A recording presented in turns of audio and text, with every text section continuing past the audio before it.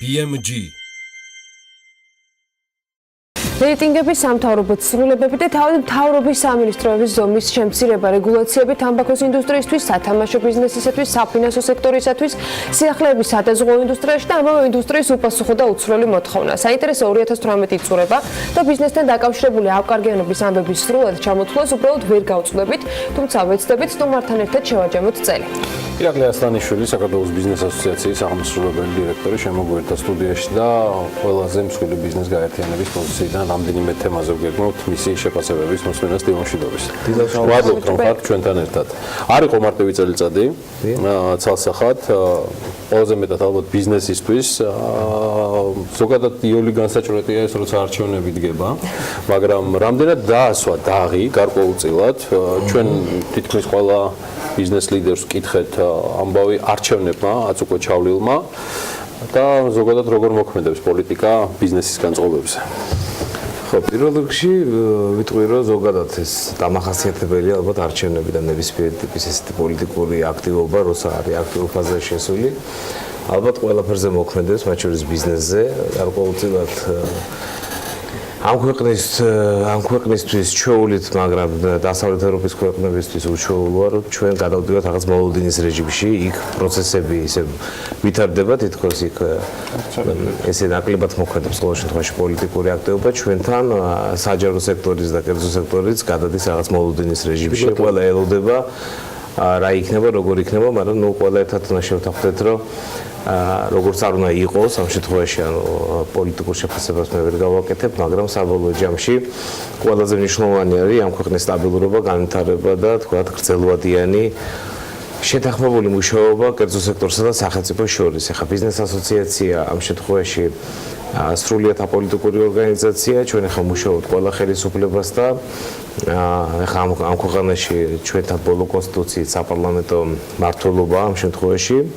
ამიტომ ჩვენთვის ძალიან მნიშვნელოვანია პარლამენტთან მუშაობა და ნებისმიერ ხელისუფლების ნებისმიერ შტოსთან. ამიტომ ერთი არჩევნები კიდევ წინ გვაქვს 2020-ში, ამიტომ ვფიქრობ, რომ შეთანხმებული მუშაობა და აქტიური მუშაობა პარლამენტთან ძალიან მნიშვნელოვანი იქნება კერძო სექტორისთვის, რომ ეს განჯვრდადობის მომენტი დაცული იყოს კერძო სექტორისთვის. აქ საუბარი არ არის მხოლოდ სულ ბიზნესი, არამედ საუბარია მთლიანად კერძო სექტორზე, რომელიც მნიშვნელოვანია. რაღან ახსენეთ კომუნიკაციის ამ ხარისხს როგორ აფასებთ 2018 წელს, იყო თუ არა ჯეროვანი ეს ყველაფერი, იმიტომ რომ მხოლოდ ცალკეული ბიზნესმენებისგან ჩვენ ასევე ცალკეული ინსტიტუციების მიმართ სათანადო კომუნიკაციას მოისაკლისებენ. კი, ახ კომუნიკაცია თუ შევხედავთ ეს კომუნიკაციას, ახ კომუნიკაციის მასშტაბი ცუდი არ არის. ანუ ჩვენ ძალიან ხშირად ახ თქვენ ადენებთ ვაყურს, ხვდებით აბსოლუტურად ყველას, ანუ ჩვენ გვაქვს პირდაპირ წვლომა, ასე რომ ვთქვათ, შეხვედრებზე, პირდაპირ წვლომა ამ შემთხვევაში საკანონმდებლო ცვლილებებზე, აქტიურად უნდა მონაწილეობთ ყველა პროცესში, ანუ კომუნიკაციის ნაკლებობა ამ შემთხვევაში ნამდვილად არ არის. ახლა კომუნიკაციის ხარისხთან მიმართებაში რა თქმა უნდა შეიძლება იყოს, ასე ვთქვათ, კომუნიკაციას მე შედეგიც უნდა მოყვეს, ხო? ანუ ორივე მხარესთვის რა უნდა გაითვალისწინონ, ან შესაბამისად გარკვეულ საკითხებში ვერ ხდება. ასევე რამდენად დროულია ეს კომუნიკაცია და ამაზეც ხშირად ჩივიან, ხო? ხშირად თუ არა აღნიშნავენ ყოველ შემთხვევაში ამ ფაქტს. კი, ახლა ვერ ვიტყვით, რომ ყველასთან დროულია. ახლა ამის მაგალითებიც არსებობს. ახლა აღმასრულებელ ხელისუფლებასთან შემიძლია ვთქვა, რომ დროულია პრინციპში. ჩვენი ასე ვთქვათ კომუნიკაცია და უკავშირი ამ შემთხვევაში შედეგიანიც არის. ეროვნულ ბანკთან ქონდა გარკვეულწილად ასე ვთქვათ მარტო ბიზნეს ასოციაციასთან არა, ალბათ საბანკო სექტორიც ხშირად ამბობდა ამას. კომუნიკაციის თქო ხარისხის ნაკლებობა, ვთქვათ არაჯეროვანი კომუნიკაცია, რამაც ალბათ ის შედეგიც დადო, რომ ვთქვათ მე ხდებოდა უკვე რაღაცა იმ ბოლო რეგულაციების გადადება, იმიტომ რომ პოზიციები ვერ თანხმდებოდა, ვერ ჯერდებოდა. დროც არ იყო საკმარისი ადაპტირებისთვის, ამიტომ გარკვეულწილად ეს პრობლემატიკა არსებობს. იყო შემთხვევები პარლამენტთან, რა თქმა უნდა, საკანონმდებლო კუთხითაც, სადაც გარკვეული ინიციატივები ისე დაჩქარებულად ხდებოდა, რომ ადაპტირების დროც არ არსებობდა ამისი. იყო თქვა აპელირება ევროასოცირების ხელშეკრულებიდან მომდინარე ვალდებულებებზე, თუმცა ეს არ იყო, ასე თქვა არ იყო აუცილებელი ამ რეგულაციების გატარება ესე და სწრაფ რეჟიმში როგორც გატარდა. ერთს გავიხსენებ მაგალითად აფასების დაბეჭდა. ფეგეგები რომელიც წესით უნდა ამუშავებული იყო მომდევნო წლიდან, მაგრამ ვიჩქარეთ, ასე თქვა, სახელმწიფო ვიჩქარა და ამუშავა ეს მეთოდი, ასე თქვა, უკვე დაახლოებით წელიწად ნახევარზე მეტია. ამიტომ ეს ალბათ ცოცხალი პროცესია, სადაც ორივე მხარე უნდა გავიზარდოთ, მე ესე შევაფასებდი.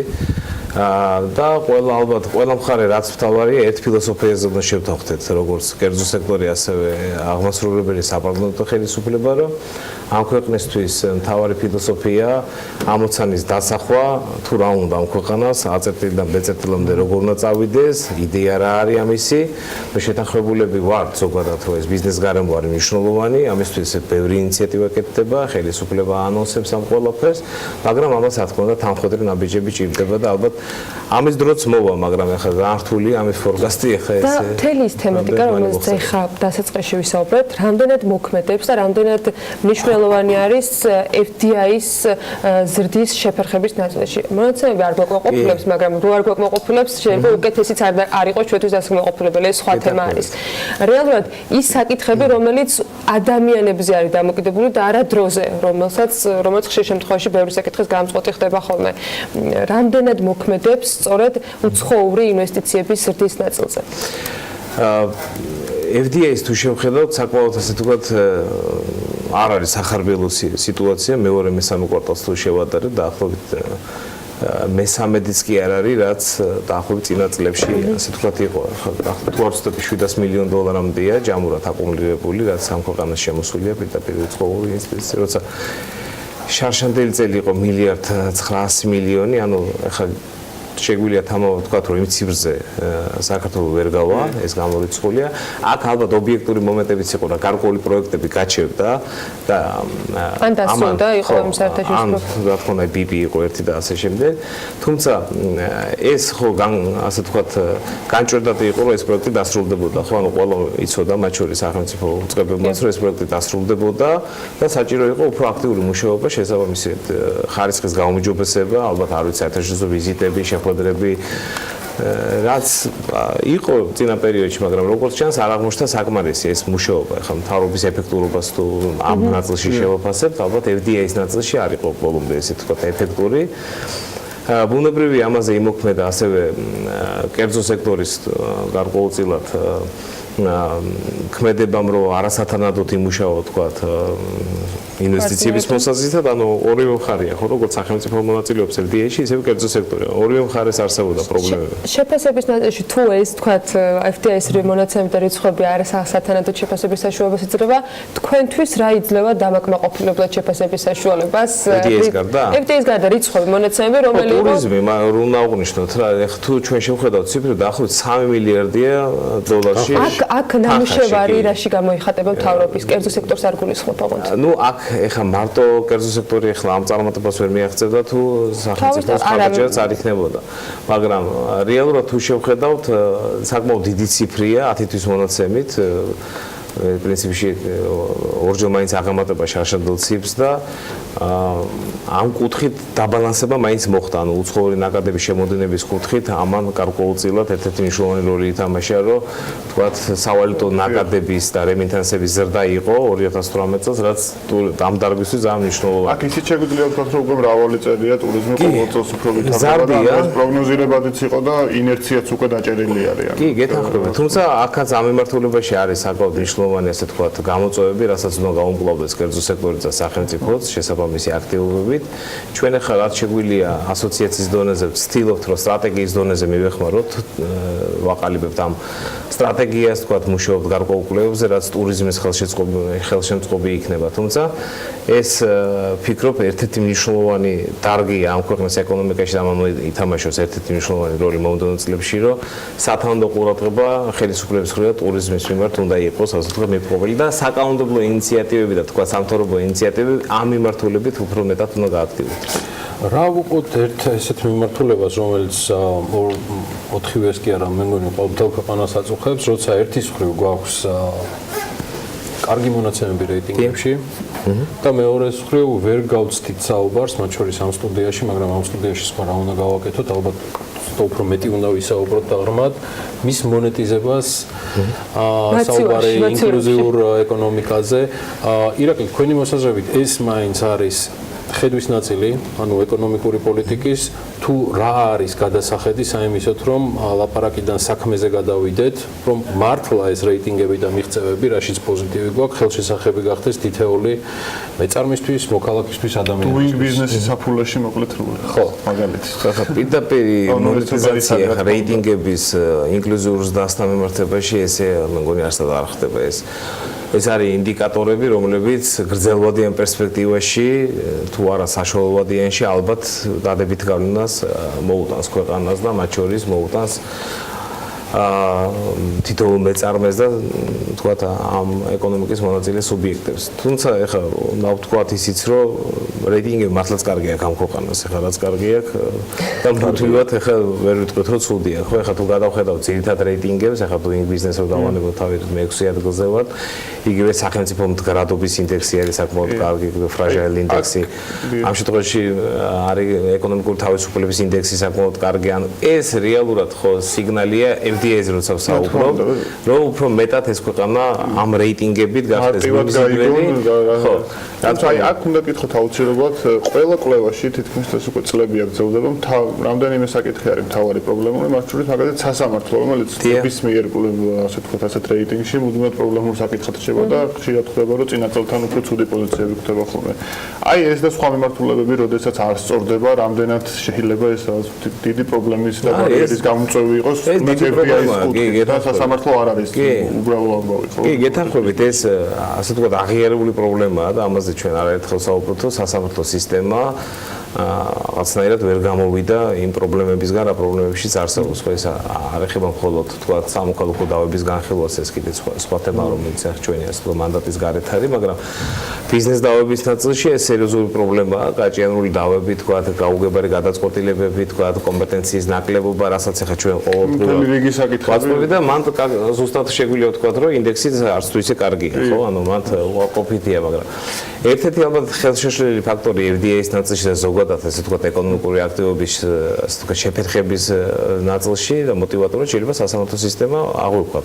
შეიძლება კი არა ეგრეც არის. მე პრინციპში აი იმათ რიგს მივეკუთვნები, ვინც სასამართლოს რეფორმას ყველაზე დიდ ეკონომიკურ რეფორმად მიიჩნევენ და მგონი ძალიან ნელი ნაბიჯებით ვითარდებით ამ კუთხით და მე ვფიქრობ, რომ აი აქ ზუსტად ხელისუფლების პოლიტიკური ნება აუცილებელია, რომ გამოვლინდეს, რომ დაინახოს კერძო სექტორმაც, რომ აი ამის რეალურად როგორც გამოწვევის მოგვარების რეალური სურვილის და ძალაც გააჩნია. ეს იქნება ალბათ ერთ-ერთი ყველაზე მნიშვნელოვანი პოზიტიური ნაბიჯი კერძო სექტორისთვის და უცხოური ინვესტორებისთვის. და ალბათ რჩება ერთ-ერთი მთავარ გამოწვევა 2019 წელს. კი, დანამდვილებით შეიძლება ითქვას, რომ 2019 წელს ეს იქნება ერთ-ერთი აქტიური სამუშაო ხელისუფლების მიმართ.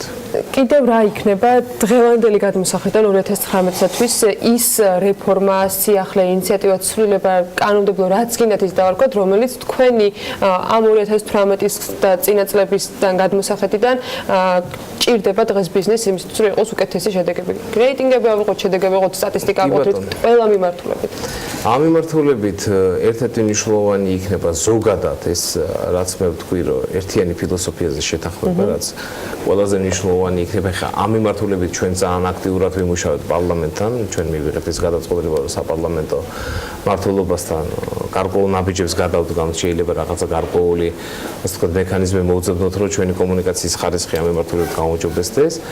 მაგრამ ერთ-ერთი მნიშვნელოვანი ალბათ იქნება, რაც წელსაც პრობლემა იყო და ალბათ მომავალ-წელსაც ასე ვთქვათ ერთ-ერთი პრობლემა იქნება, ის იქნება ბიუროკრატია ზოგადად და გადაწყვეტილების მიღება. მიღება, ხო? ხო, ანუ სამართლო ხელისუფლებასთან ერთად ცენტრალური ხელისუფლება და მუნიციპალური მმართველობაც პრობლემად რჩება და ჩვენ ხედავთ, როცა გადაწყვეტილებების მიღება პრაქტიკულად ხშირ შემთხვევაში ან ძალიან დაგვიანებულია და ეს შეფერხებებს იწვევს უკვე კონკრეტულ გადაწყვეტილებებში, ან ზოგადად გადაწყვეტილება საერთოდ არ არსებობს. ეს ბიუროკრატიის სიდიდიდან არის გამოწვეული თუ მოუქნელობიდან, თუ ორივე ელემენტი? ალბათ ყველაფერი. არ ბიუროკრატიის ანალიზი ალბათ ცალკე ჩასატარებელია, მე არ ვიცი ვინ შეიძლება იყოს, ვინც ამ ანალიზს სრულფასოვანს დადებს, თქვა რა შეიძლება გაკეთდეს ამ მიმართულებით. მოგვიანებით, მაგრამ ფაქტია, რომ ყველა კომპონენტი პრობლემატურია ბიუროკრატიაში. Forbes-ის ერთ-ერთი კვლევა შეგვიძლია შევახსენოთ მაყურებელს, სადაც საქართველოში თორსები ორჯერ მეტი ბიუროკრატია მოდის ერთ სულ მოსახლეზე, ვიდრე იაპონიაში მაგალითად. ამ კიდევ ბევრი და ბიუროკრატიის ხარისხი ალბათ მნიშვნელოვანია, ხო? ანუ გადაწყვეტილება რომ მიიღოს ამ შემთხვევაში კონკრეტულმა ჩინოვნიკმა, მას უნდა ჰქონდეს შესაბამისი ცოდნა, გამოცდილება და კვალიფიკაცია. ხო, ისე გადაწყვეტილებას ბუნებრივად ვერ მიიღებს, სწორ გადაწყვეტილებას შეიძლება გადაწყვეტილება მიიღოს, მაგრამ ახლა რამდენად ეფექტური იქნება ეს გადაწყვეტილება მეორე საკითხია. ესეც პრობლემატური საკითხია თუ შევხედავთ იმ ნაწილში რომ კვალიფიციური კადრების ნაკლებობა ზოგადად ბიუროკრატიის ამ ნაწილში, იმიტომ რომ რეალურად ძალიან დაბალი ხელფასები უნდა თქვათ ესე საჯარო სექტორში ზოგადად ესეც პრობლემაა ჩამორჩენა და გეპი კერძო სექტორსა და საჯარო სექტორს საკმაოდ მაღალი ესეც ასე ვთქვათ ერთ-ერთი გამოწვევა და ამ ხრივ ჩვენ პირიქით მივესალმებით თუ კი სწორად მოხდება ამ ხელფასების გადახედვა და მართლაც რომ კვალიფიციური კადრების მიდინებას საჯარო სექტორში ხელი შეეწყობა და ეს საბოლოო ჯამში ქვეყანას გამოადგება, ხო?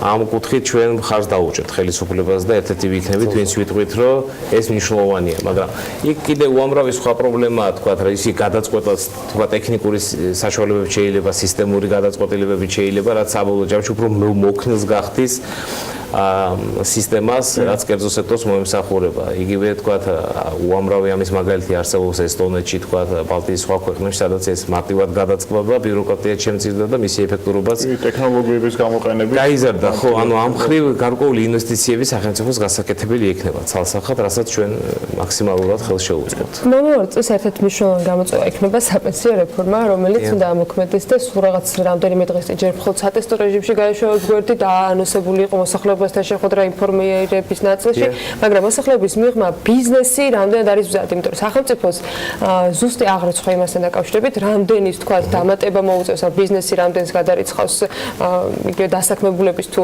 თავისი 2%-იანი დანამატით ჯერ არ აქვს. თქვენს ასოციაციაში ბიზნესს რამდენად მძიმე ტვირთად წარმოუდგენია? აქვს თუ არა გათვლები უკვე გაკეთებული დაახლოებით რა დამატებითი თანხის გადახდა მოუწევთ? კი ამობენ რომ არის გადასახადო, მაგრამ ფაქტია რომ ყველას გვიწევს რაღაც გადავიხადოთ და როგორ წარმოგიდგენიათ 2019 წელი ამ რეფორმასთან ერთად რამდენად მარტივი იქნება ბიზნესისათვის? ხო, ну, აქ არაერთგვაროვანი შეფასებები მოვისმინეთ თელ ამ პერიოდში, თქვა სხვადასხვა მხრიდან. ჩვენ მე ხარ PG-ის მაგალითზე შემიძლია გითხრათ, რომ უამრავი შეხვედრა გავუმართეთ შიგნით და აი ისეთი მსჯელობები ქონდა ძალიან აქტიური. ხა არავის რო არ უხარია, თქვა ზედმეტი ესე თქვა ტვირთის გადასახადი კლასიკური გარკვეული შეიძლება არ იყოს, ამაზე დააობენ კიდევაც რომ ეს ამდენ შეიძლება გახდეს საკონსტიტუციო სარჩელის თემა, მაგრამ ზოგადად ახლა ტვირთის ნაწილში კი, მაგრამ ამას ახლა PG-ის უმრავლესი წევრები უყურებენ როგორც თქვა სოციალური პასუხისმგებლობის ნაწილს, რასაც და ირთის მხრივ ხო, რომ ამ მიმართულებით ნაბიჯი უნდა გადადგას, ხო? ჩვენ მეტნაკლებად თანხმდებით. ახლა ჩვენ კომიტეტი ჩავატარეთ, როცა ვერ თანხმდებით, შიგნით და აზრი განსხვავებულია და ესეთი შემთხვევები ძალიან ბევრი გვაქვს. ჩვენ ესეთი ფორმატი გვაქვს კომიტეტი, პროფილური კომიტეტი, სადაც ვიწევთ ყველა წევრს და შემდეგ უკვე ხდება მანდატის მონიჭება, რომ ხარ დაუჭიროთ ამ ინიციატივას თუ არ დაუჭიროთ, ხო? პირველი მმართველობა ჩვენ ასოციაციაში არ აქვს ამ შემთხვევაში. ამიტომ ამ მიმართულებით ჩვენ მხარდაჭერა გამოვაცხადეთ. ახლა რაც შეეხება გათვლეს, ეს გათვლები ცალკეულ კომპანიების ჭრილში შეიძლება გაკეთებულია, თუმცა მე ეს სურათი არ მაქვს. თუმცა კარგი შეკითხვაა, ალბათ გასაკეთებელი იქნება ზოგადად, რამდენად მნიშვნელოვანი კონტრიბუცია იქნება ეს კერძო სექტორის მხრიდან, თქვა დასაქმებულების მიმართ, მაგრამ საბოლოო ჯამში მე ამ რეფორმას პირადად ჩემი შეხედულება არის ესეთი, რომ მაინც გასაკეთებელს მივიჩნევ ამ ქვეყანაში რა. საბოლოო ჯამში რო შევხედოთ, ეხლა ამ საპენსიო რეფორმის ბევრი უარყოფითი, ასე ვთქვათ, მაგალითებიც არსებობს ქვეყნებში, მაგრამ არსებობს წარმატებული მაგალითებიც. ვერ შევხედავთ ეს სასახად ვერ ვიტყვით, რომ ეს ძალიან, ასე ვთქვათ, ნეგატიური რეფორმა იყოს. ხა ზოგადად თუ იმ თავით ვაღიარებთ, რომ ეს იქნება წარუმატებელი რეფორმა, ну მაშინ ზოგადად უნდა გამოვიდეთ ყველაფერი ნებისმიერ, ასე ვთქვათ, რეგულაციის წინააღმდეგ, რაც ასევე მართებული არ იქნება, გონივრულ რეგულაციას გულისხმობს შემთხვევაში და გონივრული, თქვათ, გადაწყვეტილებას, მაგრამ ამ რეფორმას დადებითი უფრო მეტი ექნება გრძელვადიანი ლარის დაფინანსების კუთხით, ეს შემიძლია სასახად ვთქვათ, რაც საბოლოო ჯამში ქვეყნის განვითარებისთვის გრძელვადენ პერიოდში იქნება სასარგებლო.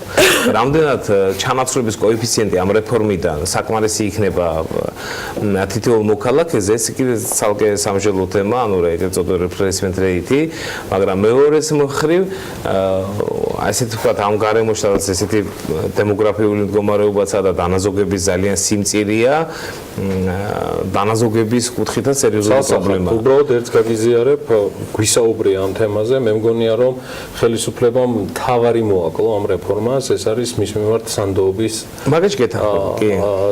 სანდოობის მაღალი ხარისხი, იმიტომ რომ სხვანაირად მგონია კომუნიკაცია ამ მიმართულებით იყო ნამდვილად არასაკმარისი. და ეს ჩვენ არაერთხელ დავაფიქსირეთ, რომ ანუ ამის თქვა სოციალური კამპანიაც არ ყოფილა, ანუ ახსნა არ ყოფილა, რეგიონებში მით უმეტეს ამის შესახებ ინფორმაცია არ ყოფილა. ელფერი დაკრავდა ამასაც, რომ აი უცბად კი, გეთანხმებით, მაგალითად ჩვენმა მეზობელმა აი სასომხეს თუ ავიღებთ, თუ არ ვცდები რაღაცა 5 თუ 6 წელი მოანდომა კამპანიას, რომ აი ეს რეფორმა რა შედეგს მოუტანს, თუმცა იქ ძალიან პრობლემები დამთავრდა საბოლოო ჯამში ეს რეფორმა, ესეც ვიცით.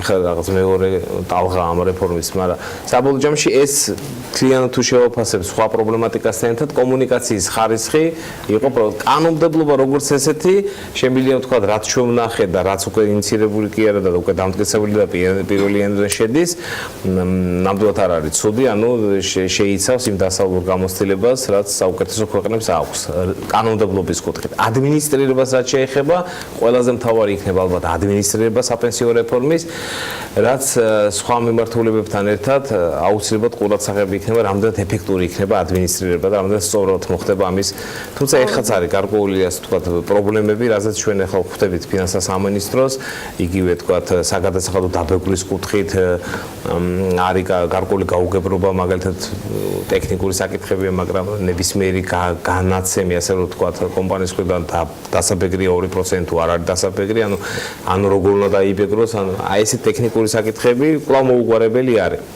თუმცა რაც კარგია რომ მუშაობთ მე მგონი შედეგიც უნდა გქონდეს თუ არ და საბოლოო ჯამში ხა იანვრიდანაც შესაძლებელი იქნება თქვა გარკვეულწილად ამის ადაპტირება რეალობის მხრივ.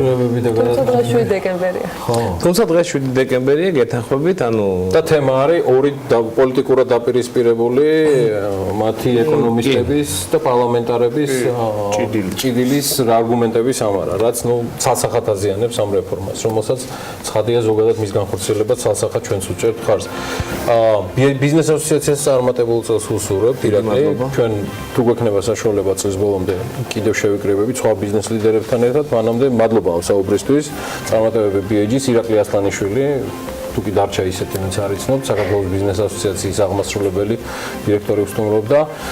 პრინციპში დრო უკვე ვიდრე სარეკლამო პაუზა აღარ იქნება ჩვენთვის ამ შემთხვევაში, უკვე ვიდრე სარეკლამო ბლოკი შემოვა, შემდგომ უკვე პირველი საინფორმაციო სამსახურით ჩაერთვება, შემდგომ უკვე ანალიტიკას და ქალების ნარატივი. ანალიტიკას ავტორი ელენე კვანჯილაშვილი გაუძღვება ქალების ნარატივს და შემდგომ უკვე ანალიტიკას. მოკლედ დაგველოდეთ დღეს საკმაოდ საინტერესო პარასკევი იქნება კვალტავე პირველზე ჩვენ ორშაბათს შევხვდებით ერთმანეთს. დიდი მადლობა კოლეგებო. ბედნიერ უქმებს გისურვებთ.